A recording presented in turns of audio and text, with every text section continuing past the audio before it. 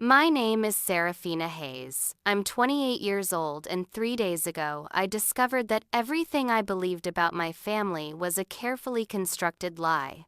What should have been a somber moment of mourning my grandmother's passing turned into the most devastating revelation of my life. As I sat in that mahogany-paneled law office watching my parents hand my sister a check for $10 million while telling me to go earn my own, I had no idea I was about to uncover a family secret so twisted it would destroy relationships, expose decades of manipulation, and ultimately deliver the sweetest revenge I never saw coming. Before we dive into this wild ride of family betrayal and justice served cold, I'd love to know where you're watching from. Drop your location in the comments below and smash that like button if you're ready for a story that'll have you questioning everything you think you know about family loyalty. Don't forget to subscribe and hit the notification bell, because trust me, you won't want to miss how this revenge saga unfolds. Ready to see how sometimes karma needs a little help from legal documents and hidden bank accounts? Growing up, the Hayes family looked perfect from the outside. My parents, Margaret and Robert Hayes, were respected members of our Connecticut community. Dad owned a successful construction company, and Mom was active in every charity organization within a 50-mile radius. My sister Clarissa, 2 years older than me, was the golden child who could do no wrong. She was homecoming queen, valedictorian, and effortlessly beautiful, with her platinum blonde hair and bright blue eyes. Then there was me, Serafina, with the dark brown hair, hazel eyes, and a stubborn streak that constantly frustrated my parents. While Clarissa excelled at everything feminine and proper, I preferred working with my hands, building things, and asking too many questions. My parents never missed an opportunity to compare us, always highlighting how Clarissa was the easy daughter while I was the challenging one. "Why can't you be more like your sister?" became the soundtrack of my childhood. When Clarissa brought home straight A's, it was celebrated with dinner at the country club. When I brought home the same grades, it was expected and barely acknowledged. When Clarissa joined the debate team, my parents attended every tournament. When I joined the robotics club and we won state championships, they were too busy with Clarissa's college visits to show up. The favoritism was so blatant that neighbors and family friends began to notice. Aunt Linda once pulled me aside at a family barbecue when I was 16 and told me she was sorry about how differently my parents treated us. "You deserve so much better, honey," she whispered, hugging me tight. But I was young and still desperately seeking my parents' approval, so I brushed off her concern. College applications revealed another layer of inequality. Clarissa's Ivy League education was fully funded without question, complete with study abroad programs and unpaid internships that my parents subsidized. When my turn came, I was told there wasn't enough money left and I'd need to take out student loans.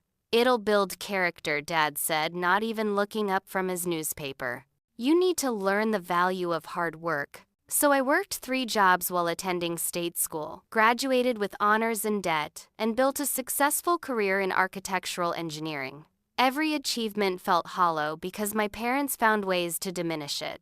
When I bought my first house at 25, Mom's response was, "It's so small. When is Clarissa going to get married and give us grandchildren?" When I got promoted to senior project manager, Dad said, "That's nice, dear. Did you hear? Clarissa got accepted to that exclusive yoga instructor program in Bali." The pattern continued into adulthood. Family dinners became exercises in endurance, as I listened to endless praise for Clarissa's latest adventure funded by our parents, while my accomplishments were met with polite indifference.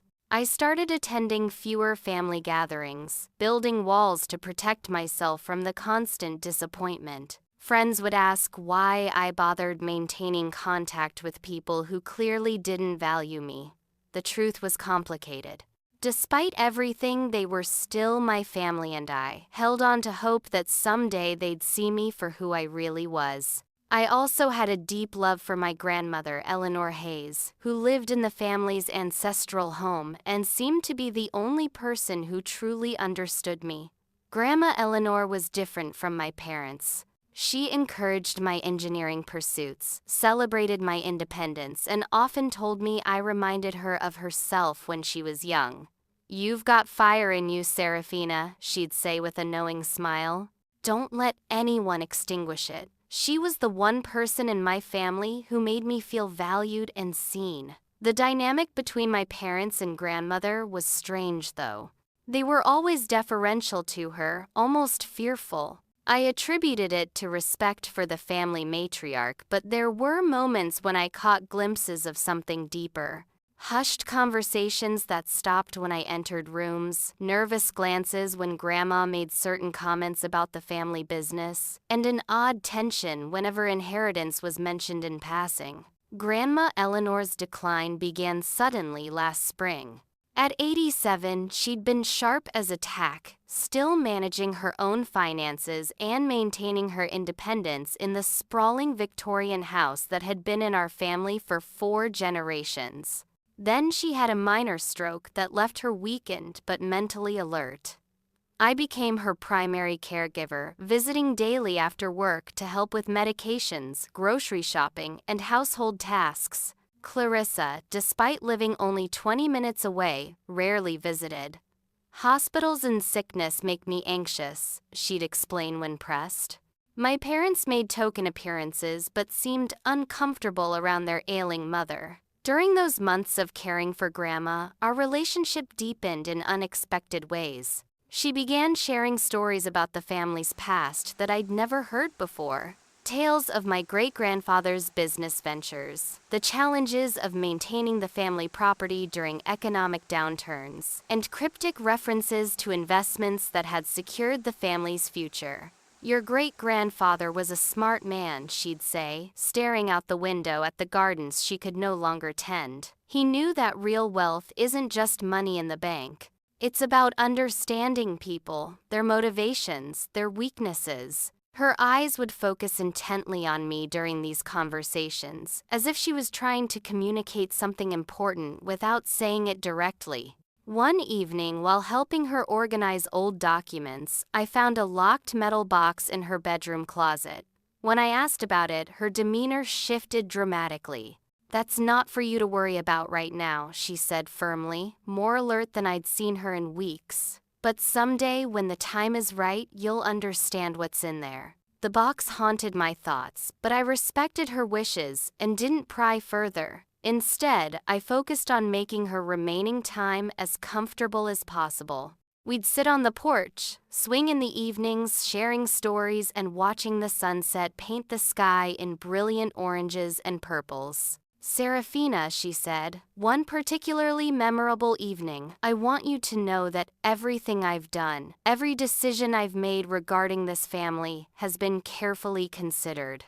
Sometimes the people we love most are the ones who disappoint us the deepest." Her voice carried a weight I didn't understand then. My parents' behavior during Grandma's final weeks was increasingly strange. They'd visit in pairs, never alone with her, and their conversations seemed stilted and formal. I once overheard Dad on the phone in the hallway saying, "We need to make sure everything goes according to plan. No surprises." When he noticed me listening, he quickly ended the call and acted like nothing had happened. Clarissa's absence during this time was particularly hurtful. Grandma would ask about her, and I'd make excuses about her busy schedule or travel commitments. The truth was that Clarissa seemed to view Grandma's decline as an inconvenience, something messy that interfered with her carefully curated lifestyle. The night Grandma passed away was peaceful. I was holding her hand when she took her last breath, and her final words were directed at me. "The truth has a way of surfacing, dear one. Trust in that." I thought she was speaking philosophically about life and death, but those words would soon take on a much more literal meaning. The funeral was a large affair, befitting the matriarch of a prominent local family. The church was packed with community members, business associates, and distant relatives I hadn't seen in years. My parents played their roles perfectly. The grieving son and daughter-in-law accepting condolences with appropriate dignity. But I noticed things others missed. The way certain family friends avoided making eye contact with my parents. The hushed conversations that stopped when I approached. Most telling was the presence of Harold Whitman, Grandma's longtime attorney, who seemed unusually tense throughout the service, and kept glancing at my parents with an expression I couldn't quite read. A week after the funeral, we gathered in Harold Whitman's law office for the reading of Grandma Eleanor's will. The office felt heavy with anticipation as we took our seats around the mahogany conference table. My parents sat together holding hands in what I thought was mutual grief. Clarissa arrived late as usual, apologizing for traffic while checking her phone. Harold looked uncomfortable as he arranged the documents before him. He'd been the family attorney for over 30 years, and I'd never seen him appear so nervous. "Before we begin," he said, clearing his throat, "I want everyone to know that Mrs. Hayes was very specific about her wishes and insisted that everything be read exactly as written. The initial bequests were standard. Small amounts to longtime employees, donations to charities, and personal items distributed among family members. Then Harold reached the major provisions, and the atmosphere in the room shifted dramatically. To my son Robert and daughter-in-law Margaret, Harold read, his voice growing stronger. I leave the sum of $10 million to be held in trust for my granddaughter Clarissa Hayes, accessible to her immediately upon her 25th birthday or upon my death, whichever comes later." Clarissa literally squealed with delight, jumping from her chair to hug my parents. "Oh my, $10 million! I can't believe it." She was already planning trips to Europe and talking about the penthouse apartment she'd been eyeing in Manhattan. My parents' reaction was more subdued, but clearly relieved. Dad nodded approvingly while Mom reached over to squeeze Clarissa's hand. "Grandma always knew you were special," Mom said with tears in her eyes. Then Harold turned to me and I felt a flutter of hope. Maybe there was something substantial for me too. Some recognition of the years I'd spent caring for Grandma, some acknowledgement of our special relationship. "And to my granddaughter, Serafina," Harold continued, "I leave my personal effects, family photographs, and my heartfelt advice to go earn your own way in the world, as I know you're more than capable of doing." The silence that followed was deafening. I felt like I'd been slapped. Around the table, everyone seemed frozen, waiting for more. But that was it, personal effects and condescending advice while my sister inherited $10 million. "That's it?" I asked, my voice barely a whisper.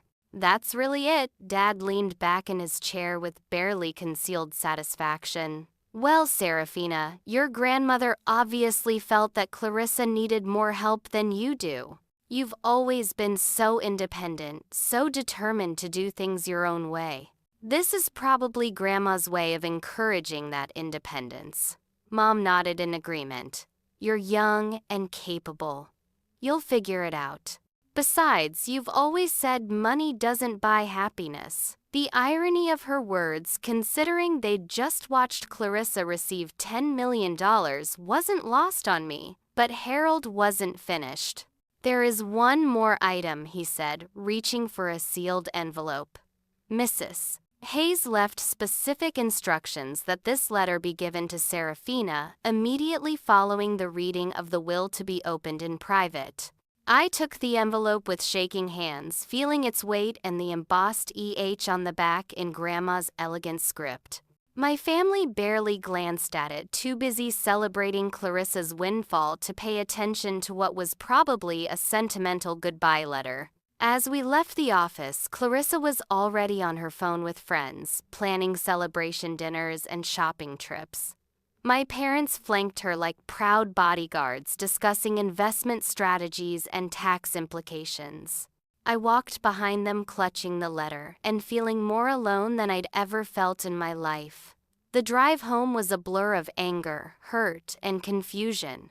How could Grandma Eleanor, the one person who seemed to understand and value me, leave me with nothing while rewarding Clarissa's years of neglect and entitlement? Had I misread our relationship so completely? Back in my apartment, I sat on my couch staring at the envelope for nearly an hour before finding the courage to open it. Inside was a single sheet of Grandma's personal stationery and a small brass key I didn't recognize. The letter was written in her careful handwriting, and as I read it, my entire world shifted on its axis. "My dearest Serafina," it began, "if you're reading this, then the charade is finally over, and it's time for you to learn the truth about your family." My hands trembled as I continued reading Grandma Eleanor's letter, each word reshaping everything I thought I knew about my family. "What you witnessed today was theater, my dear granddaughter, a performance I've been orchestrating for over 20 years. The $10 million your parents celebrated, it doesn't exist. What does exist is the truth about your parentage, which your parents have spent your entire life hiding from you." I had to reread that paragraph 3 times before the words sank in. Parentage. What did she mean about my parentage? "Serafina, you are not Robert and Margaret's biological daughter. You are my daughter's child. My daughter Sarah, who died in a car accident when you were 6 months old. Robert is your uncle, not your father. Margaret is no relation to you at all. You are my only biological grandchild and the sole heir to the Hayes family fortune." The letter fluttered from my hands as I struggled to breathe. The room seemed to spin around me as 28 years of memory suddenly made horrible sense, the way I never quite fit in. The constant comparisons to Clarissa. The feeling that I was an outsider in my own family. Because I literally was. I forced myself to pick up the letter and continue reading. Sarah was my youngest child, born 10 years after Robert. She was brilliant, independent, and so much like you, it takes my breath away. When she died, you came to live with Robert and Margaret, who agreed to raise you as their own. I thought they would love you as they loved Clarissa, but I was wrong. Over the years, I watched them treat you as second class, always favoring Clarissa, always making you feel less than. I saw how they spent money freely on their biological daughter while forcing you to work for everything. I watched you become strong and self-reliant out of necessity, not choice. The brass key felt warm in my palm as I read about its purpose. The key opens a safety deposit box at First National Bank, box number 1247. Inside, you'll find documents proving your true parentage, including your original birth certificate, listing Sarah Hayes as your mother and myself as your legal guardian. You'll also find the real will, the one I filed with a different attorney, leaving you the entirety of the Hayes estate valued at approximately $37 million. $37 million. I read that line multiple times, certain I was misunderstanding. But Grandma's letter continued with methodical precision. The house, all properties, the investment portfolio, and the family business holdings all belong to you. What your parents and Clarissa celebrated today was a fabricated document that Harold Whitman was paid to present. Harold has been their accomplice in this deception, helping them maintain the illusion that they would inherit everything. The letter explained how Grandma had spent years gathering evidence of my parents' financial mismanagement and emotional abuse. She documented every slight, every inequality, every moment they chose Clarissa over me. But more damning than that, she discovered they'd been stealing from her for years. Robert has been embezzling from the family business using your identity and social security number to hide money in offshore accounts. Margaret has been forging my signature on financial documents. They've stolen approximately $2 million over the past 5 years, money they've spent on Clarissa's lifestyle and their own luxuries. I felt sick. Not only had they lied to me about who I was, but they'd been using my identity to commit crimes. Every expensive trip Clarissa took, every designer purse, every exclusive experience had been funded by money stolen from Grandma, and somehow tied to me. The letter's final section outlined Grandma's plan for justice. I've spent the last 2 years working with a new attorney, Marcus Chen, to ensure everything is legally sound. The evidence of their theft has been compiled and will be turned over to authorities once you claim your inheritance. The fake will they celebrated today will serve as evidence of their intent to defraud you of your rightful inheritance. Marcus Chen's contact information is in the safety deposit box, along with instructions for claiming what's yours. I've also included a complete dossier on their crimes and a letter explaining everything to the district attorney's office. Serafina, you have a choice to make. You can claim your inheritance and expose their crimes, or you can walk away and let them continue living their lie. But remember this, you owe them nothing. They stole your identity, your money, and 28 years of your life. You have every right to take back what's yours and seek justice. The letter was signed with love and ended with a postscript that made me smile despite everything. P.S. I know this is overwhelming, but remember what I always told you about having fire in you. Use it wisely. Make them face the consequences of their choices, and know that your real mother would be so proud of the woman you've become. I sat in stunned silence for hours, processing the magnitude of what I'd learned. My entire life had been built on lies. The people I'd called parents had stolen my identity and inheritance while making me feel worthless and unwanted. They'd raised their biological daughter like a princess while treating me like a burden, knowing all along that I was the rightful heir to everything they coveted. The anger that built inside me was unlike anything I'd ever experienced. It wasn't the hot flash of temporary rage, but a cold, calculated fury that demanded justice. They'd stolen my childhood, my sense of belonging, and millions of dollars. They'd made me believe I was less worthy of love and support than Clarissa. They'd damaged my self-worth so profoundly that I'd spent years in therapy trying to understand why I felt like an imposter in my own family. But now I knew the truth, and I was going to make sure they faced the consequences of their choices. The next morning, I called in sick to work and drove straight to First National Bank. My hands were steady now, the initial shock replaced by determined focus. The safety deposit box contained exactly what Grandma's letter had promised: official documents, financial records, and enough evidence to destroy my family's carefully constructed facade. My original birth certificate confirmed everything. Sarah Margaret Hayes' mother. Eleanor Hayes' legal guardian. No mention of Robert or Margaret. There were also hospital records from my mother's accident custody documents and even photos of Sarah holding me as a baby. Looking at those pictures was surreal. I could see my own features reflected in this woman I'd never known existed. Marcus Chen's business card was pristine, and when I called his office, his secretary immediately put me through. "Miss Hayes," he said warmly, "I've been expecting your call.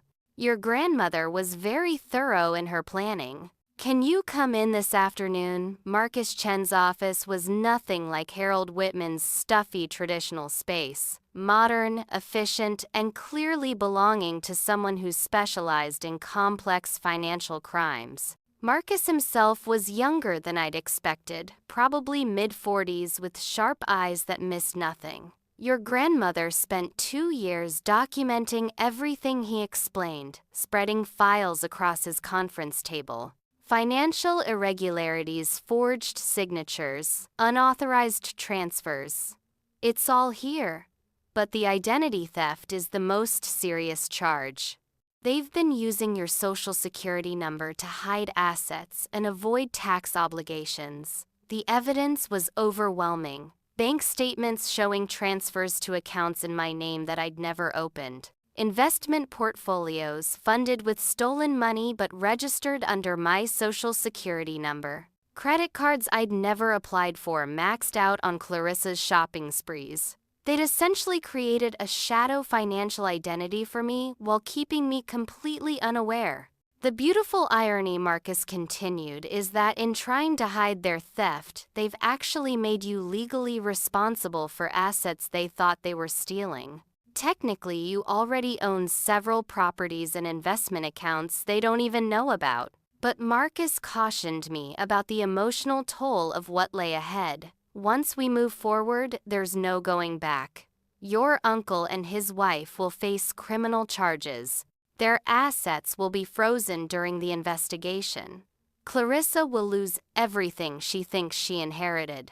Are you prepared for the fallout? I thought about 28 years of being treated as less than, of working 3 jobs while Clarissa got everything handed to her, of believing I wasn't worthy of my family's love. I'm prepared, I said firmly. Marcus outlined our strategy. First, we'd file paperwork claiming my inheritance with the probate court using Grandma's real will. Simultaneously, we'd provide evidence of the fake will to the authorities. Then, we'd file criminal complaints for identity theft, embezzlement, and fraud. We'll let them enjoy their celebration for a few days, Marcus suggested with a slight smile.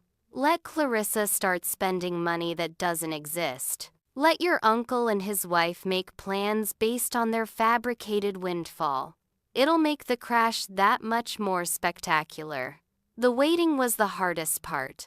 I went through the motions at work, attended a few social obligations, and even accepted a dinner invitation from my cousin Jake, who wanted to hear about the will reading. I found myself studying people's faces differently, wondering who else in my extended family knew the truth about my parentage. Jake's reaction when I told him about the will reading was telling. He seemed genuinely shocked that I'd been left so little, and his anger on my behalf felt authentic. That's completely unfair, Sarah. You were the one taking care of Grandma Eleanor all those months. Clarissa barely visited. This doesn't make sense. His validation meant more than I could express. For years, I'd wondered if I was overreacting to my family's treatment, if maybe I was too sensitive or expecting too much. But Jake's outrage confirmed that yes, their behavior had been objectively wrong. During those few days of waiting, I also started researching my mother, Sarah. Online obituaries painted a picture of a vibrant young woman who'd been working as a civil engineer just like me. She'd been involved in designing bridges and had won several professional awards before her death. The similarities were striking. We'd chosen the same career path without any knowledge of our connection. I found photos of her in old newspaper articles about infrastructure projects. She had my eyes, my smile, even my stubborn chin.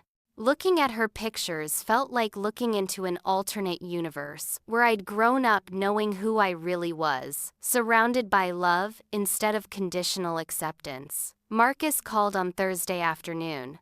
Everything's filed. The probate court has the real will, and the district attorney's office has received the evidence packet. They want to move quickly before your uncle has a chance to hide or transfer any assets. How quickly? I asked. Tomorrow morning, Detective Rodriguez will be executing search warrants on their home and business simultaneously. They'll be arrested and charged before noon. That night, I barely slept.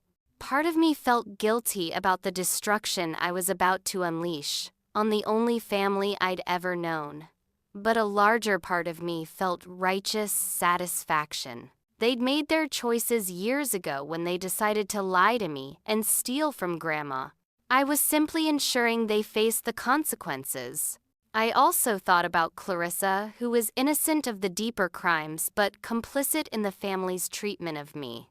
She'd benefited from their favoritism her entire life, never questioning why she deserved more than her sister. Tomorrow she'd learn that every advantage she'd enjoyed had been built on lies and theft. The phone call came at 6:47 a.m. Friday morning. It was Clarissa, sobbing hysterically. Serafina, something terrible is happening. The police are here. They're arresting Mom and Dad. They're saying something about fraud and identity theft. You have to help us. I took a deep breath and delivered the words I'd been practicing. I'm sorry, Clarissa, but I can't help you.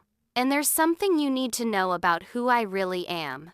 The satisfaction of that phone call was immediate and profound. For the first time in my life, I held all the power in a conversation with my family. Clarissa's desperate pleas for help, her promises to fix things between us, her sudden realization that she needed me. It was everything I'd never known I wanted. "What do you mean who you really are?" she asked through her tears. "I mean, I'm not your sister Clarissa. I never was. I'm Grandma Eleanor's granddaughter through her daughter Sarah, who died when I was a baby. Your parents lied to both of us for 28 years, but I'm the one who's been paying for their lies." The silence on the other end was deafening. When she finally spoke, her voice was small and confused. "That's impossible. You're my sister. We grew up together." "We lived in the same house," I corrected. "But I was never your sister, and your parents made sure I knew it every single day. Now, if you'll excuse me, I have an inheritance to claim." The next few hours were a whirlwind of legal proceedings.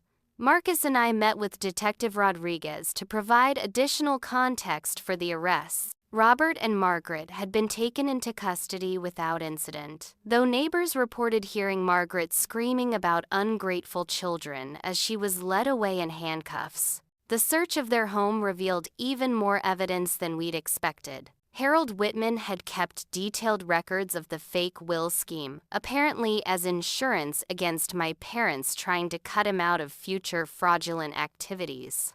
They found correspondence discussing how to handle the Serafina problem and debates about whether to tell me the truth about my parentage. Most damning was Margaret's diary, which contained years of entries expressing resentment about having to raise Robert's niece and frustration that Grandma Eleanor was too attached to me. One entry from my high school graduation read, "Serafina thinks she's so special with her engineering awards. If she knew the truth about who she really is, maybe she wouldn't be so arrogant." The financial crimes were extensive. Beyond the $2 million Grandma had known about, investigators uncovered an additional $3 million in hidden assets, fraudulent investments, and money laundering schemes. They'd been planning to disappear to a non-extradition country once they thought they'd inherited Grandma's estate. Clarissa's world crumbled piece by piece as the truth emerged. The credit cards she'd been using were tied to my stolen identity. The trust fund she thought she was inheriting didn't exist. Even her apartment, which she believed her parents owned, had been purchased with embezzled money and was now subject to asset forfeiture. She called me repeatedly over the next few days, alternating between rage and desperate bargaining. "You can't do this to me. I'm your sister. Family doesn't destroy family," she screamed in one voicemail. In another, she was crying and promising to make amends for any mistakes that had been made. But the most revealing call came a week after the arrests. She'd clearly been drinking, and her carefully maintained facade finally cracked completely. "You've always been jealous of me," she slurred. "You couldn't stand that Mom and Dad loved me more, so you're destroying our family with lies." "They loved you more because you were actually their daughter," I replied calmly. "I was just the unwanted obligation they got stuck with." "But here's the thing, Clarissa. I don't need their love anymore. I know who I really am now." The legal proceedings moved quickly. Robert and Margaret pled guilty to multiple felony charges in exchange for reduced sentences. They'd serve 5 to 7 years in federal prison and were ordered to pay full restitution, money they didn't have since their assets were seized. Harold Whitman lost his law license and faced his own criminal charges for conspiracy to commit fraud. The fake will he'd created was used as evidence of the premeditated nature of their crimes. Claiming my actual inheritance was surprisingly straightforward once the criminal case was resolved. $37 million, multiple properties, and a business portfolio that had been expertly managed by professional firms. Grandma Eleanor had been far wealthier than anyone in the family had realized, and she'd protected every penny from Robert and Margaret's theft attempts. But the money, while life-changing, wasn't the most important part of my inheritance. In Grandma's personal effects, I found hundreds of photos of my mother Sarah, love letters between my parents before my father died in military service, and journals detailing my early childhood with my real family. Most precious was a letter my mother had written to me before her death to be opened when I turned 18. Grandma had kept it safe for me all these years. In it, Sarah expressed her hopes for my future, her pride in my early accomplishments, and her regret that she wouldn't be there to watch me grow up. "But I know Grandma Eleanor will make sure you become the strong, independent woman I already see in you," she'd written. The restoration of my true identity came with unexpected healing. Suddenly, my lifelong feeling of not belonging made perfect sense. My interests, my values, my stubborn independence, they all came from my real mother, not from some deficiency in my relationship with Robert and Margaret. 6 months later, I stood in the renovated house that had belonged to my great-grandfather, now legally mine.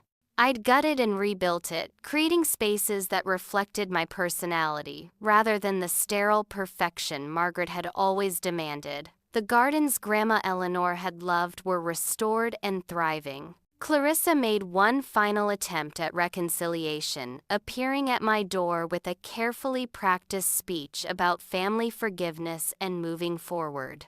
But I could see in her eyes that she still didn't understand what she and her parents had done to me.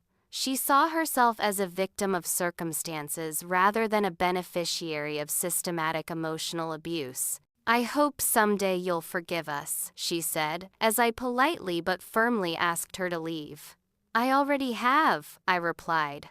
But forgiveness doesn't mean forgetting, and it doesn't mean pretending the past didn't happen. You got 28 years of unconditional love and support.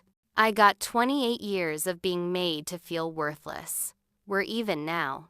The most unexpected gift of this entire experience has been connecting with extended family members who'd been kept away from me. Aunt Linda, who'd tried to intervene when I was 16, reached out immediately after the news broke.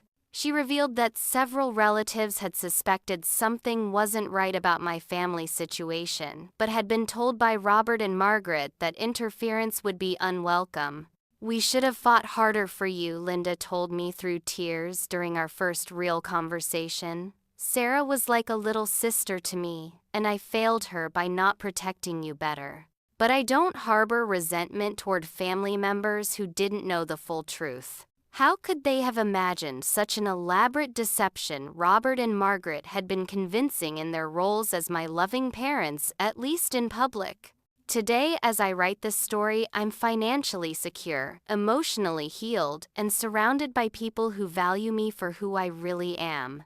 I've started a foundation in my mother's name that provides scholarships for young women pursuing engineering degrees. I've also become an advocate for adult adoptees seeking their true identities. The irony isn't lost on me that Robert and Margaret's cruelty ultimately led to their downfall. If they'd treated me with even basic kindness, if they'd shared Grandma's wealth fairly, if they'd been honest about my parentage, none of this would have happened. Their greed and need to maintain their deception created the very situation they'd tried to avoid. But perhaps the sweetest justice is that their attempts to make me feel worthless actually made me stronger. Every challenge they forced me to face alone, every accomplishment they dismissed, every moment they chose Clarissa over me, it all built the resilience and independence I needed to uncover their lies and claim my rightful place. Sometimes karma doesn't just come around. Sometimes it comes with compound interest and a $37 million inheritance. Sometimes the family that rejects you isn't actually your family at all. And sometimes the grandmother who really loves you spends years planning the perfect revenge on your behalf. So here's my question for all of you watching. Have you ever discovered a family secret that changed everything you thought you knew about your life? Have you ever had to choose between keeping the peace and seeking justice? Drop your stories in the comments below. I read every single one, and your experiences help other people feel less alone in their struggles. If this story of family karma and justice served cold resonated with you, please hit that like button and share it with someone who needs to hear that truth always finds a way to surface. Subscribe and ring the notification bell because I've got more stories about how sometimes the universe delivers exactly the justice we need, even when we least expect it. Thank you for being part of this community where we can share our real experiences and support each other through life's most challenging revelations. Remember, your worth isn't determined by how others treat you. It's determined by who you choose to become, despite how they treat you. Until next time, keep standing up for yourselves, keep seeking the truth, and never let anyone convince you that you deserve less than what's rightfully yours. Family isn't just about blood. It's about who shows up for you when it matters most.